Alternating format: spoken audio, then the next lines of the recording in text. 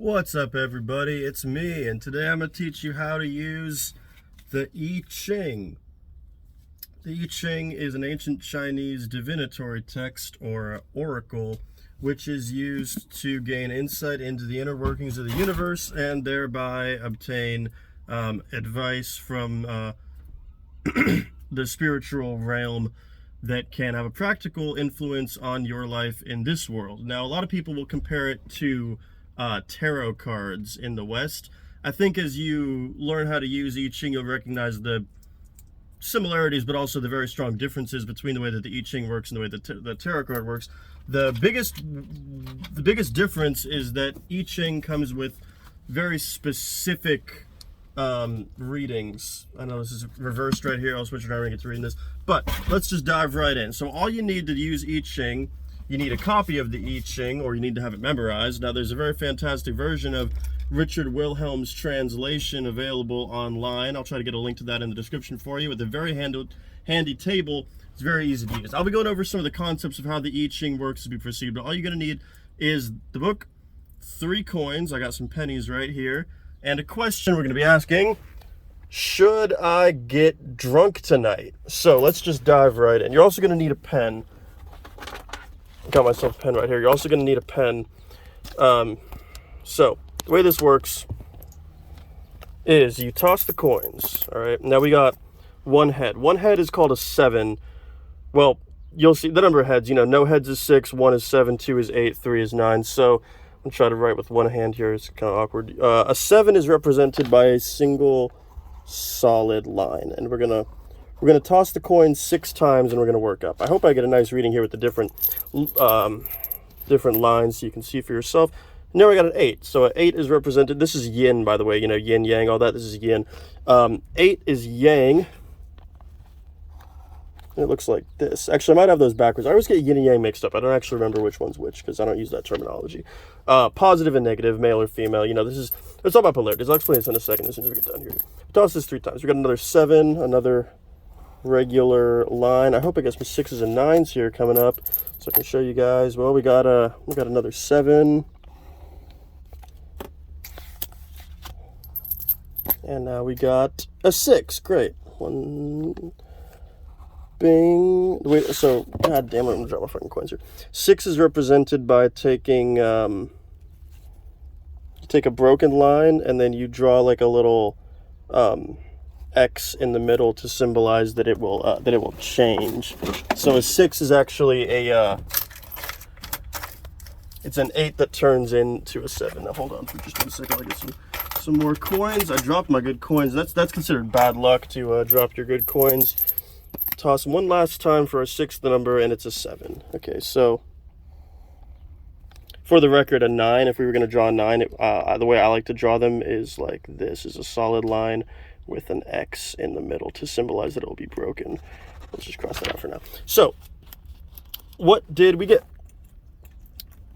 The way this works, you divide call it a hexagram, into 2 parts: the lower part, or the inner part, and then the outer part, or the upper part. So as it just so happens, now we'll get to the change later. For now, we're going to consider that 5th line, we're going to consider that to be a simple negative. I always forget which one's yin, which one's yang. A simple negative. Now, if you look here, you'll see it goes positive, negative, positive. And that corresponds, I actually do that right here. Positive, negative, positive corresponds to fire, the clinging second daughter. So the way that this works, heaven is the creative or masculine principle represented by solid lines. Earth is the receptive or feminine principle represented by broken lines. Combinations of 3, so those are just heaven and earth. Heaven's all solid, earth's all broken. When you have a solid at the bottom and 2 broken above it, that's the arousing eldest son, or the dragon, represented by thunder. Second son is the abysmal ocean, which is associated with work and hell. Get that through your head. The third youngest son is the immovable mountain. The oldest daughter, that's the broken line at the bottom, is the gentle wind, or the forest. And the second daughter is the clinging fire. The youngest daughter is the joyous lake. The ancient Chinese people figured this out just hella days ago. So we go to our little table, right? And so we got an interesting one because it's fire on top and bottom at the beginning. So that's actually one of what we call the the elemental hexagrams, if you will. But the way this works, you find the lower one, the lower hexagram on the left side of this column, and then the upper one on the top of the, it's like a Punnett square or whatever. So Li is the Chinese word for the clinging fire. So number 30, and then you open your book.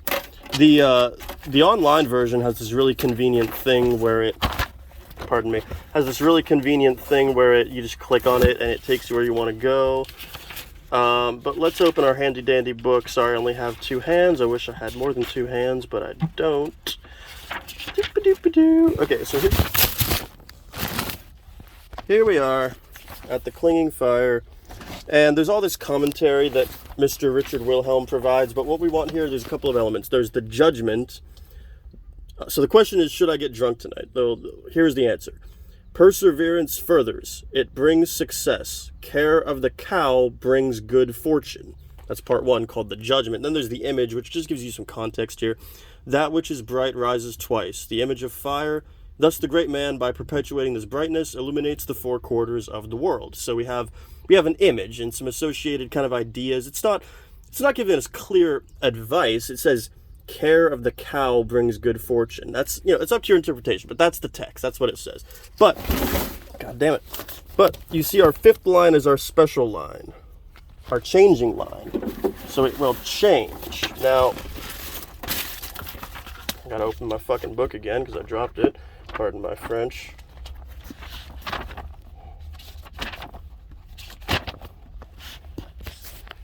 Now we're going to turn to where it says 6 in the 5th place, right here.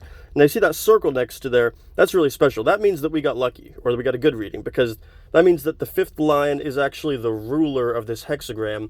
So getting 6 in the 5th place means something special, because it has a circle next to it. And what it means is tears in floods, sighing and lamenting, good fortune. I kind of want to read Wilhelm's commentary because that's really kind of confusing. Were there no warning, one would at this point consume oneself like a flame. Understanding the vanity of all things, one may put aside both hope and fear and sigh and lament. If one is intent on retaining his clarity of mind, good fortune will come from this grief, for we are dealing not with a passing mood, as with 9 in the 3rd place, but with a real change of heart. So I think what he's saying is that I can get drunk tonight if I want to, but it's not necessarily the thing that I should do, which is good because it's kind of a silly question. Asking the I Ching, should I get drunk tonight? It's like, that's not what you're supposed to ask the I Ching. You're supposed to ask about like big like life shit, like, oh, do I really love that girl? Or like, should I take more acid or less acid? Or like, the real big questions in life, you know what I mean? But then there's another element to this that not all practitioners do, but I think is really important. Now, when you only have one changing line, it's not as important because this is what a little drawing looks like in here. You might recognize these signs from the South Korean flag. When you only have one changing line, you can just kind of read what it says for that change, and then that's kind of like the main reading.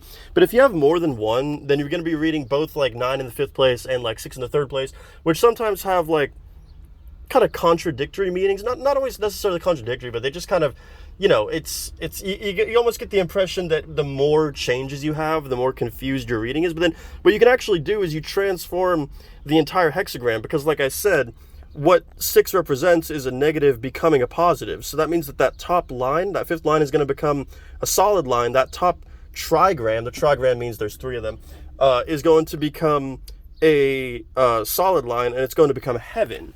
So we're going to open our little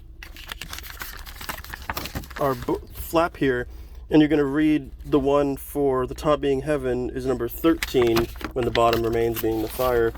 And we're going to flip to the page that has number 13 on it, which is possession in great measure. And we're just going to real quick read the judgment. I get the feeling that this whole reading the transformed hexagram thing is not used by all practitioners, but I always do it.